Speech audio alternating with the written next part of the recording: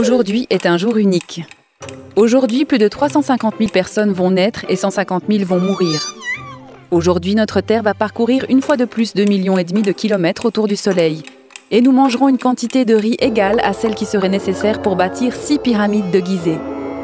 Mais aujourd'hui est aussi un jour unique grâce à l'action de Dieu.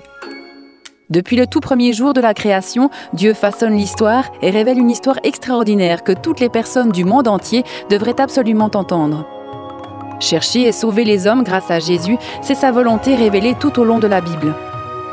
À chaque page, l'Ancien Testament nous dévoile l'événement le plus extraordinaire qui allait se produire un jour. Dieu allait offrir le salut à l'homme.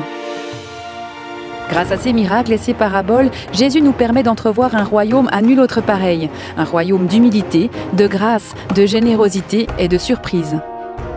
Un royaume où Jésus nous le dit, seuls ceux qui sont comme des enfants entreront. Dans toute l'histoire du salut, Dieu a très souvent choisi des enfants ou des jeunes gens pour accomplir sa tâche. Samuel, enfant, a su reconnaître la voix de Dieu alors que personne ne l'entendait. La petite servante de Naaman s'est rappelée que Dieu est toujours à l'œuvre malgré les circonstances. David, humble berger, devint un grand chef. Et un enfant dont le nom s'est perdu voit ce que Dieu peut faire avec ses 5 pains et ses 2 poissons. C'est souvent pendant l'enfance ou l'adolescence que l'on décide de suivre Jésus. Lorsque ses disciples avaient du mal à comprendre ce qu'était le royaume, c'est par un enfant que Jésus le leur expliquait. Aujourd'hui, les jeunes forment 50% de la population. Aujourd'hui, c'est un jour extraordinaire.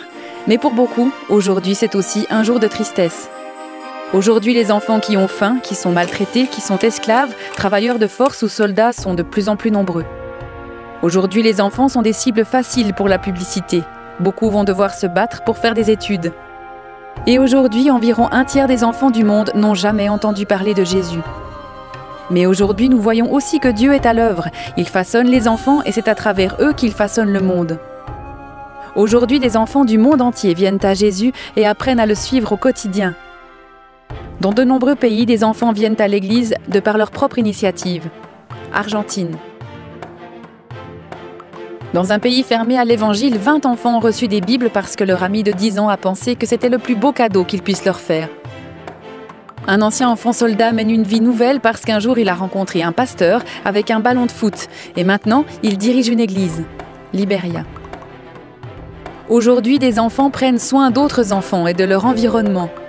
Des enfants des rues dans une grande ville ont prié et manifesté ensemble pour la justice.